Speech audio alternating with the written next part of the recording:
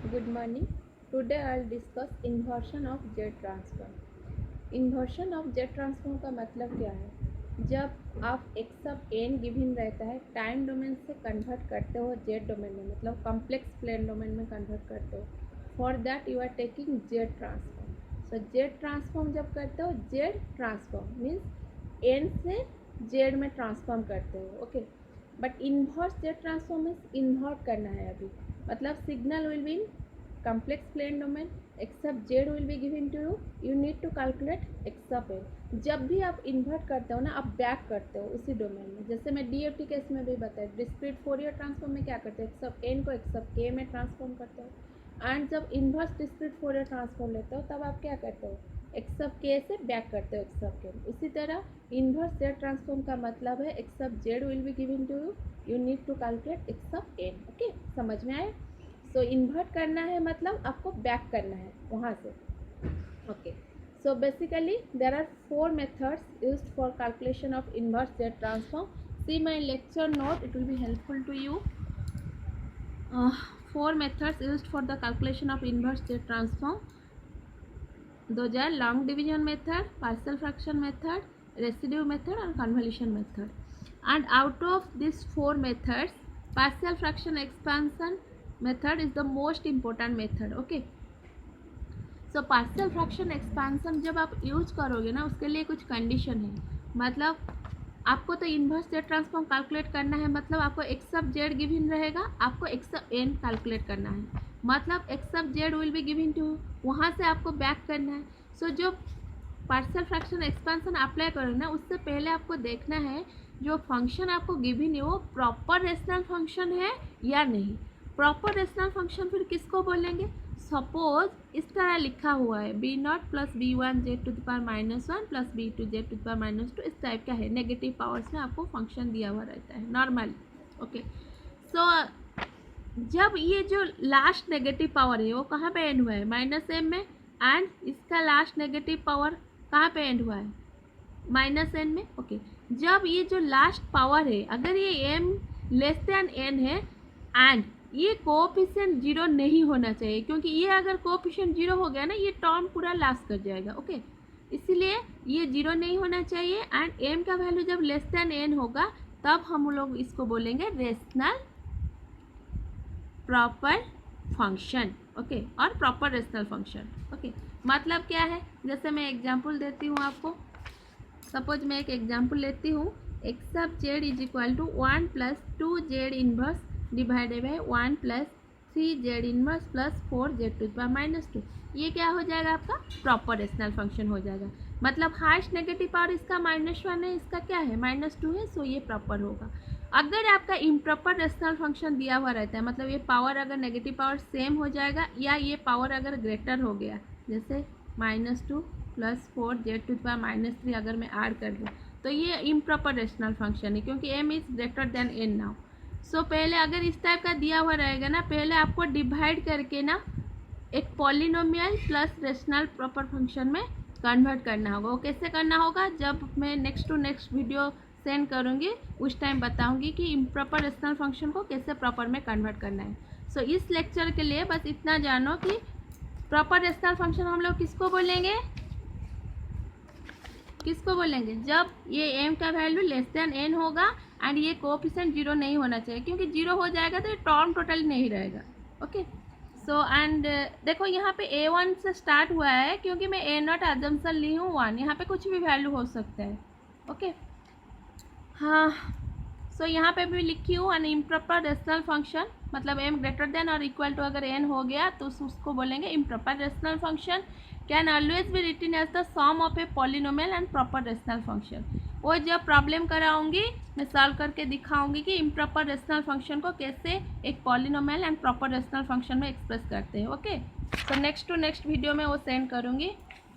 सो सी, अभी एक मैं रेशनल फंक्शन ले रही हूँ, मतलब मैं अजम्पशन ले रही हूँ कि M is less than N and this value of N is not equal to 0. Okay, so अगर ये मेरा नेगेटिव पावर में है, नॉर्मली हम लोग को सॉल्व करने में इजी रहता है अगर पावर पॉजिटिव रहता है. ओके, सो पहले अगर प्रॉब्लम में आपको इस टाइप का देखो, यहाँ पे B0 B1 में जनरलाइज क्यों हो, कुछ वैल्यू दिया हुआ रहेगा, जैसे 1 + 2 Z इनवर्स + 3 Z⁻² प्रॉब्लम में आपको दिया हुआ रहेगा, बट ये एक्सप्रेशन जो है वो जनरलाइज्ड एक्सप्रेशन है। ओके, सो पहले क्या करना है, प्रॉब्लम में अगर ऐसे नेगेटिव पावर में दिया हुआ है, पहले नेगेटिव पावर को हटाना है ताकि हम लोग को ईजी हो जाए सॉल्व करने में। सो नेगेटिव पावर को कैसे हटाओगे, ऐसे तो नहीं हटा सकते, तो मैं ऊपर में क्या करूँगी, जो हाईएस्ट नेगेटिव पावर है, हाईएस्ट नेगेटिव पावर, अभी मैं प्रॉपर रेशनल फंक्शन ली हूँ, मतलब n is greater than m।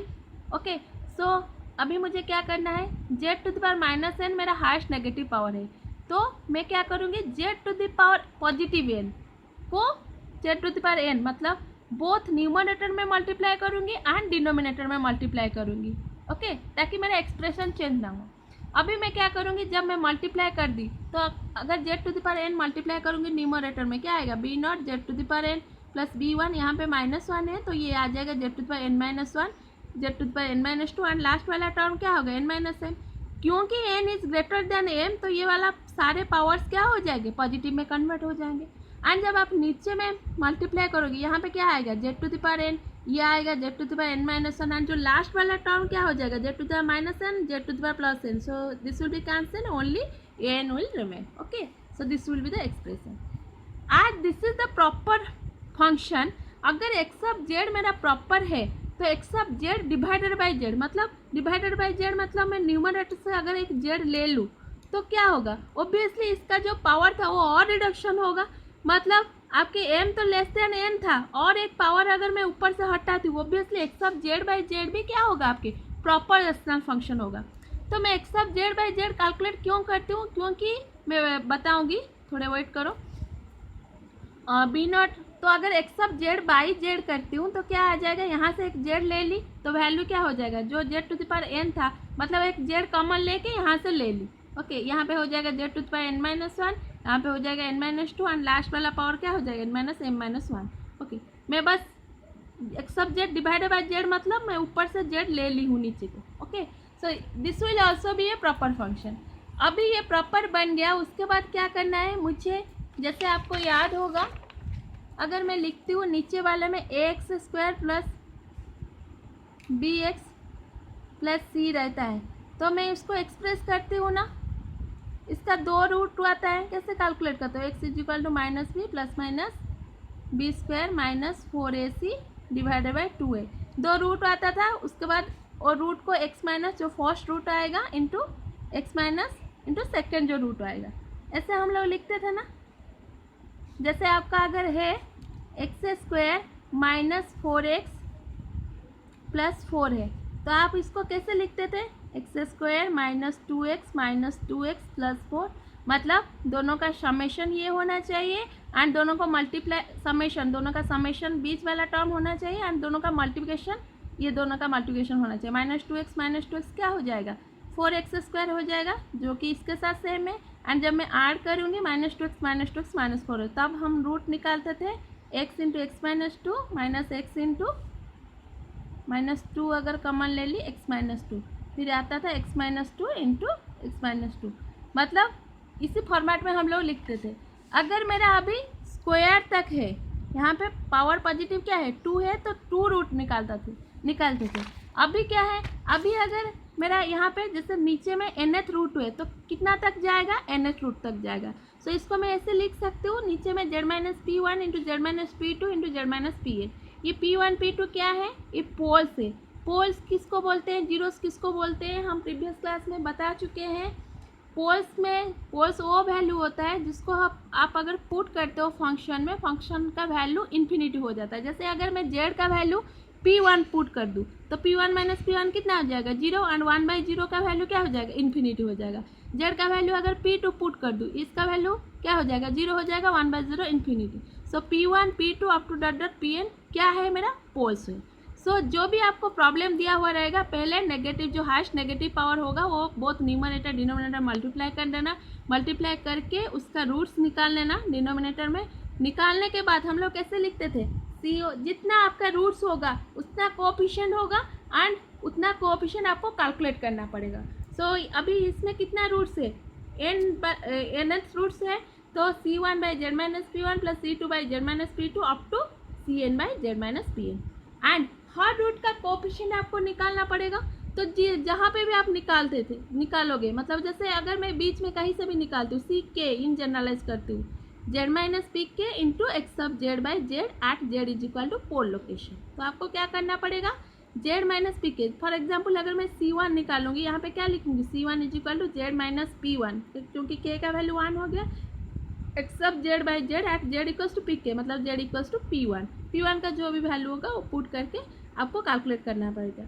इस तरह के का वैल्यू अगर मैं nth रूट तक लेती हूँ, के का वैल्यू कहाँ से कहाँ तक जाएगा, कितना कोएफिशिएंट आपका आएगा। अगर सपोज इस इक्वेशन में मेरा 2 है, मतलब 2 रूट्स है, तो आपको क्या कैलकुलेट करना पड़ेगा, C1 एंड C2। अगर 3 रूट्स आएगा तो C1 C2 C3। तो उसी तरह जितना टर्म्स तक जाता है आपको उतना तक कैलकुलेट करना पड़ेगा। Okay, so this is x sub Z by Z. अगर मैं एक्स सब जेड कैलकुलेट करना चाहती हूँ तो ये x sub Z by Z था C1 by Z minus P1। So x sub Z क्या हो जाएगा, C1 into z by Z minus P1 plus C2 into z minus, क्योंकि जेड सारे में मल्टीप्लाई हो जाएगा। क्योंकि आप जब जेड ट्रांसफॉर्म कैलकुलेट करते थे Z by Z minus A, आपको याद आ रहा है, a to the power n u of n का जेड ट्रांसफॉर्म क्या था, minus b to the power n u of minus n minus 1 का जेड ट्रांसफॉर्म क्या था। क्लास में बहुत सारे प्रॉब्लम करवाई थी इससे। ओके, सो इसी फॉर्मेट में लाने के लिए पहले मैं x sub Z by Z लिख के सॉल्व करती हूँ, उसके बाद एक्स सब जेड क्या हो जाएगा, जेड को मल्टीप्लाई कर देना। ओके, एंड जब भी आप इनवर्स जेड ट्रांसफॉर्म कैलकुलेट करते हो ना, 2 सिग्नल बहुत इंपॉर्टेंट है, जो कि Z transform of a to the power n u of n, उसका जेड ट्रांसफॉर्म क्या था, Z by Z minus A. Okay, and उसका आरओसी क्या था, mod Z greater than A. आपको याद आ रहा है, ऐसा था, यहाँ पे पोल था जेड बाई जेड माइनस ए, तो यहाँ पे पोल था एंड इसका आरओसी होता था mod Z greater than A. ये होता है a to the power n u of n का। एंड और एक सिग्नल बताई थी, minus b to the power n u of minus n minus 1। ये कॉजल सिग्नल होता है एंड ये एंटी कॉजल सिग्नल होता है। उसके लिए मेरा क्या था, उसके लिए पोल भी, अगर आप a के टर्म में लिखते हो, मैं जनरलाइज करती हूँ, तो इसके लिए पोल भी वही है, a है, लेकिन उसका आरओसी क्या होता था, अंदर वाला पार्ट। ये मेरा अगर जेड प्लेन है। ओके, सो ऑलवेज जब आपके कॉजल सिग्नल, क्योंकि U of N causal signal means क्या है, जैसे ये मेरा यू ऑफ एन है, उसके साथ a to the power n अगर मल्टीप्लाई करोगे बस इस साइड एग्जिस्ट करेगा, एंड इसके लिए बस इस side right side you of minus n minus 1 कहाँ तक रहेगा, माइनस 1 तक रहेगा। एंड उसके साथ अगर ये मल्टीप्लाई करोगे, सी माई लेक्चर नोट, क्योंकि मैं बहुत सारे क्लासेस इसके लिए ले चुकी हूँ, अभी थोड़ा इसके लिए टाइम वेस्ट नहीं कर पाऊंगी। जब मल्टीप्लाई करेंगे बस इस साइड रहेगा, सो ये एंटी कॉजल होगा एंड ये कॉजल सिग्नल होगा। ओके, सो कॉजल सिग्नल के लिए ऑलवेज आपका आरओसी जो होगा ना, वो मर्ज जेड ग्रेटर देन पोल लोकेशन, मतलब आउटर जो पोल होगा उसका आउटर मोस्ट पार्ट, जो बाहर का पार्ट। एंड जब एंटी कॉजल होगा ना, जो पोल लोकेशन होगा उसका इनर मोस्ट पार्ट, जहाँ पे भी होगा, ये एक सर्कल है उसका इनर मोस्ट पार्ट। ओके, ये दोनों आपका बहुत यूजफुल है। एंड इसका भी जेड ट्रांसफॉर्म क्या था, वही Z by Z minus A, difference बस था mod Z less than A. तो दोनों का देखो, a to the power n u of n का Z transform Z by Z minus A, and minus a to the power n u of minus n minus 1 का Z transform भी Z by Z minus A.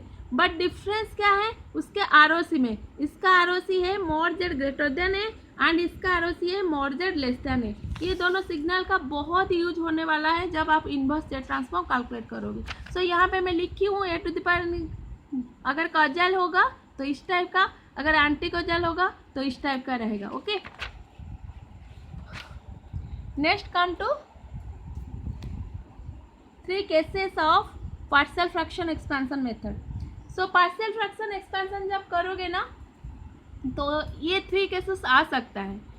First case है when poles are different, second है when poles are complex conjugate, and third है when poles are multiplicity L. Multiplicity L means repeated poles. Okay, जैसे X square minus 4x plus 4 ली थी, तो x minus 2 into X minus 2 आ रहा था, तो जो 2 है वो 2 बार आ रहा था।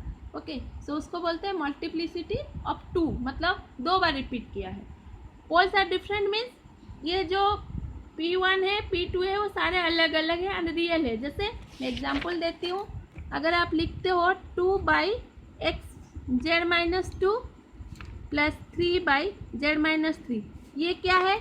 ये पोल है। Suppose x of z by z ऐसे आया आपका, ये पोल है, ये 2 है, ये 3 है, डिस्टिंक्ट है, अलग अलग है एंड रियल है, क्योंकि 2 3 रियल क्वांटिटी है, कॉम्प्लेक्स क्वांटिटी नहीं है। सो जो फर्स्ट केस है ना, व्हेन पोल्स आर डिफरेंट, मतलब पोल्स मतलब क्या, वो जो डिनोमिनेटर का रूट है, when roots are real and distinct, तब आपको क्या करना पड़ेगा, उस केस बहुत इंपॉर्टेंट है, इससे रिलेटेड बहुत सारे क्वेश्चंस आते हैं। रूट्स आर रियल एंड, ये तीनों केसेस से ना, व्हेन पोल्स आर डिफरेंट, ये केसेस सबसे इम्पोर्टेंट है। ओके, एंड उससे रिलेटेड प्रॉब्लम मैं आज कराऊंगी एंड नेक्स्ट जो 2 केस है वो नेक्स्ट वीडियो में बनाऊंगी। ओके, सो उसके लिए आपको क्या करना पड़ेगा, ऐसे तो लिख लिए, लिखने के बाद आपको क्या करना पड़ेगा, जितने आपकी कोएफिशिएंट रहेंगे आप कैलकुलेट करोगे। जैसे C1 क्या होगा, जो मैं पिछले जस्ट अभी बोल चुकी हूँ, z-p1 into X of Z by Z, Z equals to P1। Problem में चलो समझ में आएगा। वेट,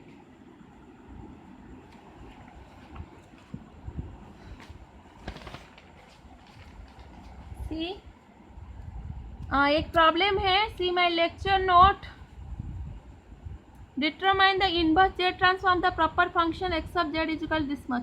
ये क्वेश्चन 2018 या 17 का है, 8 मार्क्स के लिए आया था, ये देख लेना। ओके, मैं असाइनमेंट में भी दी हूँ ये क्वेश्चन। सो फर्स्ट क्या करना है, चेक करना है आपको, ये प्रॉब्लम दिया हुआ है, अभी सॉल्व कैसे करोगे ना, पहले एक्स ऑफ जेड को लिखना है। एक्स ऑफ जेड का वैल्यू क्या दिया है, 1/1 minus 1.5 Z inverse plus 0.5 Z to the power -2। जब भी आपको इनवर्स जेड ट्रांसफॉर्म कैलकुलेट करने के लिए देगा, आइदर आरओसी मेंशन करेगा, क्योंकि आरओसी अगर मेंशन नहीं है आपको पता नहीं चलेगा आपको कॉजल सिग्नल या एंटी कॉजल सिग्नल क्या लिखना है। ओके, अगर आरओसी मेंशन नहीं है सो बाय डिफ़ॉल्ट आपको लिखेगा, बाय डिफ़ॉल्ट तो आपको अज्यूम करना होगा कि सिग्नल कॉजल है। अगर ऐसे आरओसी टाइप का मेंशन नहीं किया है तो ऐसे लिखेगा कि calculate the causal signal X of N, मतलब आपको आरओसी जो लेना होगा वो outer to outermost pole होगा। ओके, मतलब बाहर का पोर्शन होगा, क्योंकि आपको पता है कॉजल सिग्नल के लिए बाहर का पोर्शन एंड एंटी कॉजल के लिए अंदर का पोर्शन। ओके, सो देखो इस क्वेश्चन में आपको मेंशन किया है, तीनों आरओसी के लिए आपको तीनों बीट दिया हुआ है एंड तीनों बीट के लिए आपको कैलकुलेट करना है। सेम क्वेश्चन है बट तीनों बीट के लिए आंसर आपका डिफरेंट डिफरेंट आएगा, क्योंकि आरओसी डिफरेंट डिफरेंट दे दिया है। जैसे मैं आपको बताई थी जेड ट्रांसफॉर्म में a to the power n u of n का भी z बाई जेड माइनस है and minus a to the power n u of minus n minus 1 का भी z by Z minus a है। But difference क्या है, बस ROC में, मतलब अगर आपके आरओसी डिफरेंट हो गया, जेड ट्रांसफॉर्म आपका दिया हुआ है, अगर आप इन्वर्ट कैलकुलेट करते हो ना, इन्वर्स करते हो, अगर आरओसी डिफरेंट हो गया आपका सिग्नल क्या हो जाएगा, डिफरेंट हो जाएगा। ओके, सो फर्स्ट स्टेप आपको जब आप इन्वर्स कैलकुलेट करते हो, फर्स्ट स्टेप है आपको हटाना है नेगेटिव पावर्स। पहले तो आपने चेक कर लिया कि ये प्रॉपर रेशनल फंक्शन है, क्योंकि यहाँ पे 0 है पावर जो है एंड यहाँ पे -2 है, so obviously m is less then n। सो अभी आपको क्या करना है, मतलब -n मतलब अभी n का वैल्यू 2 है एंड यहाँ पे m का वैल्यू 0 है, so obviously 0 is less then 2, that means ये प्रॉपर रेशनल फंक्शन है। उसके बाद आपको नेगेटिव पावर्स को हटाना है। कैसे हटाओगे ना, जो हाईएस्ट नेगेटिव पावर है, क्या नेगेटिव पावर है, z टू द पावर -2 है, तो अभी आपको न्यूमरेटर में z² मतलब z to the power 2 and denominator में भी z to the power 2 multiply करना है। करने के बाद आपका क्या आ जाएगा, मैं आपको यहाँ पे सॉल्व करके दिखाती हूँ। जैसे एक्स ऑफ जेड ये गिवन है, तो अभी मैं लिख सकती हूँ एक्स ऑफ जेड, मैं अभी मल्टीप्लाई कर रही हूँ z² बाई, यहाँ पे भी अगर मैं z² मल्टीप्लाई करूँगी, यहाँ पे क्या आएगा, z² माइनस 1.5 z² एंड -1 क्या हो जाएगा, z to the power 1, so plus 0.5 z to the power -2 z², क्या रहेगा, कुछ नहीं रहेगा, क्योंकि -2 + 2 कैंसिल हो जाएगा। सो this will be my expression. उसके बाद मुझे क्या करना है, X of Z by Z लिखना है। करने के बाद क्या हो जाएगा, यहाँ से एक जेड ले ली तो ऊपर में क्या रहेगा, ओनली सिंगल जेड रहेगा, z² माइनस 1.5 जेड प्लस 0.5, इतना हो गया। होने के बाद आपको क्या करना है, जेड माइनस उसका रूट्स निकालना है। रूट्स कहाँ से निकालोगे, आप नीचे से निकालोगे डिनोमिनेटर पार्ट से। जब आप रूट्स निकालोगे ना, आप आइदर ज़्यादा ऑर्डर का तो नॉर्मली नहीं देता है डिप्लोमा में, बट स्टिल इस एक्सप्रेशन का आप दो टाइप का निकाल सकते हो। पहले तो अगर ब्रेक आप करोगे यहाँ से क्या करोगे, -z माइनस पॉइंट z, अगर मैं ब्रेक करती हूँ ये क्या हो जाएगा -1.5z, एंड दोनों को मल्टीप्लाई करने के टाइम क्या हो जाएगा माइनस माइनस प्लस 0.5z², इतना आ रहा है। सो ओके है। अदरवाइज अगर आपको कन्फ्यूजन होगा ना, नीचे वाला को z² minus 1.5z plus 0.5 is equal to 0, आप कैसे निकालते थे, ax² plus bx plus c, x is equal to, मतलब यहाँ पे तो z में है, z is equal to minus B के जगह पे क्या है -1.5, सो minus of minus become plus 1.5 plus minus b², so 1.5 का स्क्वायर माइनस 4a कितना है 1 है, c कितना वैल्यू है 0.5 डिवाइडेड बाई 2a का वैल्यू 1 है, सो हो गया। अभी 1.5 मतलब क्या है 3/2 डिवाइड प्लस माइनस 3/2 का स्क्वायर क्या हो जाएगा 9/4 माइनस 4 इंटू 1/2, 0.5 मतलब 1/2, 4 इंटू 1/2 डिवाइडेड बाई 2, सो ये हो जाएगा आपका 3/2 plus minus 9/4 minus 4/2 means 2 divided by 2, ये आ जाएगा 3/2 प्लस माइनस 8 1/4 डिवाइडेड बाई 2, सो 3/2 1/4 का रूट क्या हो जाएगा 1/2, सॉरी 1/4 का रूट क्या हो जाएगा 1/2 अंडर रूट ली हूँ डिवाइडेड बाई 2, मतलब एक में प्लस करोगे, अगर प्लस करोगे 3 + 1 4/2 2/2 क्या हो जाएगा 1 हो जाएगा, एंड एक में माइनस करोगे 3/2 माइनस 1/2 3 माइनस 1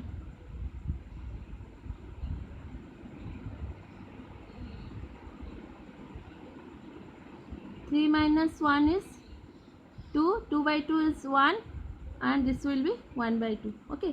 सो क्या आपका रूट आएगा, एक 1 आएगा या 1/2 आएगा, मतलब 1 एक 0.5 आएगा, इस टाइप का आप कर सकते हो, या आप ऐसे भी ब्रेक करके कर सकते हो।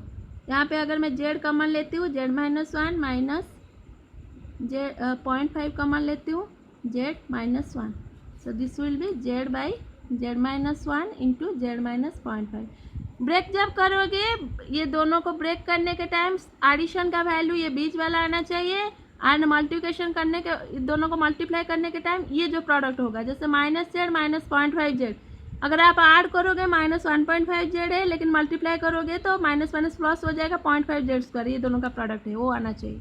सो अभी इस फॉर्मेट में रूट आ गया, उसके बाद क्या करोगे, मुझे कोएफिशिएंट निकालना है। अभी बताओ दो पोल से मतलब दो कोएफिशिएंट निकालना है, सो x sub z by Z को मैं क्या लिखूंगी z minus 1 plus c2 by Z minus 0.5।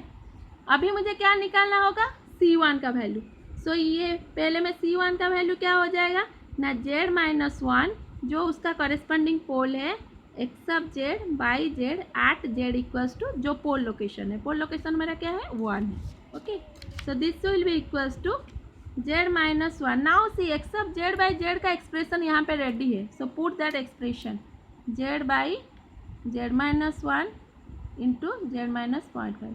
Always keep in mind आप मल्टीप्लाई करने के टाइम ना ये जो पोल वाला रिलेटेड जो टर्म है वो कैंसिल हो जाएगा जब भी आप मल्टीप्लाई करोगे, अगर कैंसिल नहीं हो रहा है आपने कहीं गलत किया है, सो ये कैंसिल हो गया, बच्चा क्या z बाई जेड माइनस 0.5, अभी z का वैल्यू क्या पुट करना है 1, सो अगर 1 पुट करोगे this will B 1 by 1 minus 0.5 that is 1 by 0.5, 1 by 1/2 value is 2, so c1 का वैल्यू क्या आया 2।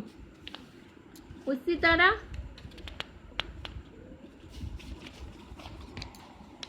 c2 का वैल्यू निकालोगे, c2 का वैल्यू क्या होगा, c2 का करस्पॉन्डिंग पोल लोकेशन क्या है 0.5, so z minus 0.5 x sub z by Z at z equals to क्या पुट करोगे 0.5, जब आप पुट करोगे क्या आएगा वैल्यू मेरा z minus 0.5 x sub z का बाई जेड का एक्सप्रेशन क्या आया था मेरा z by Z minus 1 into z minus 0.5 at z equals to 0.5। अभी मैं पुट करने के बाद देखो ये कैंसिल हो गया, कोल वाला टर्म कैंसिल हो गया, बच्चा क्या z by Z minus 1 at z equals to 0.5, जब पुट करोगे क्या वैल्यू आएगा 0.5 divided by 0.5 minus 1, so 0.5 divided by minus 0.5, so the value is -1, that means c1 आया वैल्यू 2 एंड c2 वैल्यू आया -1। So X of Z by Z का value क्या हो जाएगा 2 by Z minus 1 plus C2 का value क्या है -1 by Z minus 0.5. Okay, so this is x of Z by z. But normally जो हमारा एक्सप्रेशन है जैसे a⁴ u of n z by Z minus 1 या z by Z minus b इस format में रहता है, इसलिए x of Z by z करके कोऑप्शन निकाल लो एंड उसके बाद मुझे एक्स ऑफ जेड को लिखना है. एक्स ऑफ जेड का वैल्यू क्या हो जाएगा 2 जेड जो है वो सारे में मल्टीप्लाई हो जाएगा. क्या आ जाएगा ऊपर में 2 जेड बाई 2 को मैं ऐसे रखती हूँ ताकि कंफ्यूजन ना हो, प्लस यहाँ पे क्या है -1 है, सो -1 into z by Z minus 0.5 हो गया. अब भी आपको क्या करना है, अभी आपको देखो जेड बाई जेड माइनस 1 किसका होगा उसके लिए जेड ट्रांसफॉर्म है. आपको अगर पता चलेगा उसका इन्वर्ट वही होगा, वही सिग्नल जहाँ से आप ट्रांसफ़र किए थे. उसके लिए आपको आरओसी देखना पड़ेगा एंड क्वेश्चन में फर्स्ट बीट में मेंशन है क्या ROC is more Z greater than 1. So first bit में आरओसी है more Z greater than 1. So complex plane में अभी आपका 2 पोल है, एक पोल है 1 पे एंड एक पोल कहाँ पे है 0.5. Okay, so this is your z plane. एक 0.5 है एक 1 है. सी फर्स्ट केस के लिए आपका आरओसी मोर जेड ग्रेटर देन 1 मीन्स कौन सा पोर्शन है, ये पोर्शन है. सी अगर 1 से ग्रेटर है तो ऑब्वियसली वो 0.5 से भी ग्रेटर होगा. जैसे अगर 1.5 वैल्यू लोगे वो 0.5 से ग्रेटर है, 1 से भी ग्रेटर है. सो दोनों केसेस के लिए उसका पोल का आउटर मोस्ट पार्ट, मतलब दोनों केसेस के लिए सिग्नल आपका क्या रहेगा कॉजल ही रहेगा. ओके, सो आप कैसे लिखोगे, सो उसी टाइम बताई थी a⁴ u ऑफ n का जेड ट्रांसफॉर्म क्या है जेड बाई जेड माइनस है, -a⁴ u ऑफ -n-1 का भी जेड ट्रांसफॉर्म है जेड माइनस है. बट डिफरेंस है इसमें मोर जेड ग्रेटर देन है, इसमें है मोर जेड लेस देन है. सो अभी इस केस में क्या है पोल का ग्रेटर देन मीन्स पोल का आउटर मोस्ट पोल. सो दोनों सिग्नल के लिए आउटर मोस्ट पार्ट. सो अभी आप कैसे लिखोगे x of Z is equal to 2 into z by Z minus 1. अभी ए के जगह पे क्या है 1 है, 1⁴ u of n minus z by Z minus 0.5 मतलब 0.5 n into u of n. So first case completed. Come to second case. Second के लिए आपका आरओसी क्या दिया था 0.5, z is less than 0.5. So second case के लिए z is less than 0.5. So ये जो आपकी पोल है ये 0.5 है एंड ये है 1. ओके, सो लेस देन 0.5 मतलब दो देखो जो 0.5 से लेस होगा ऑब्वियसली 1 से लेस है. जैसे 0.25 अगर मैं लूँगी वो 0.5 से लेस है 1 से लेस है. सो दोनों के लिए इनर मोस्ट पार्ट. सो उसके लिए सिग्नल क्या होगा -a⁴ u ऑफ -n-1 का जेड ट्रांसफॉर्म क्या बताई जेड बाई जेड माइनस है, उस फॉर्मेट में रहेगा लेकिन मोर जेड लेस देन है. सो इस आरओसी से आपको पता चल गएगा सिग्नल इज कॉजल और एंटी कॉजल. अभी सिग्नल क्या है एंटी कॉजल है, मतलब आपको इस फॉर्मेट में लिखना है. अभी आपका क्या था एक्स ऑफ जेड को आप कैसे लिखे थे 2 Z by Z minus 1 minus z by Z minus 0.5 ये था सिग्नल. अभी सो एक्स ऑफ एन क्या हो जाएगा मेरा value 2 into z by Z minus 1. ये किसका होगा क्योंकि अभी आरओसी मेरा इनर मोस्ट पार्ट है. सो टाइम डोमेन में जो सिग्नल होगा वो क्या होगा एंटी कॉजल होगा. सो मैं इसको क्या लिखूंगी -2 इंटू -1 में लिख रही हूँ -2 तो है -a⁴n ए मतलब 1⁴ u ऑफ -n-1 एंड इसके लिए भी क्या है एंटी कॉजल है दोनों का inner most part. So minus फिर माइनस रहेगा 0.5 u ऑफ -n-1. ये माइनस तो ऑलरेडी था एंड इसका मैं ट्रांसफॉर्म बस बता रही हूँ. उसके बाद इसको सॉल्व कर लेना. सो this will B -2 into u⁴n always 1 ही होगा, minus minus become plus, so plus 0.5 u of -n-1. उसी तरह आपकी थर्ड केस क्या है, थर्ड केस है आरओसी है 0.5 से लेकर मोर जेड का वैल्यू 1. सो जब भी आप करोगे ना ऑलवेज ऐसे प्लॉट कर देना ताकि कन्फ्यूजन ना रहे. एक है 1 एक है 0.5.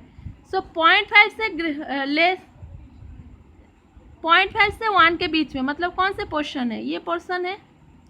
सो ये पोर्शन जो है वो 0.5 पोल लोकेशन के लिए आउटर मोस्ट पार्ट है, लेकिन 1 के लिए इनर मोस्ट पार्ट है। मतलब आपके 0.5 पोल जिसमें रहेगा उसका जो करेस्पॉन्डिंग सिग्नल होगा टाइम डोमेन में वो कॉजल होगा, एंड 1 पोल जहाँ पे है उसका जो करेस्पॉन्डिंग सिग्नल होगा टाइम डोमेन में वो एंटी कॉजल होगा, क्योंकि 1 पोल के लिए इनर मोस्ट, 0.5 के लिए आउटर मोस्ट। सो कैसे लिखोगे, जो एक्स ऑफ जेड आपका है 2 into z by Z minus 1 minus z by Z minus 0.5, अभी क्या करोगे 2 into z by Z minus 1। सो 1 पोल के लिए क्या है एंटी कॉजल है, तो कैसे लिखोगे माइनस a टू द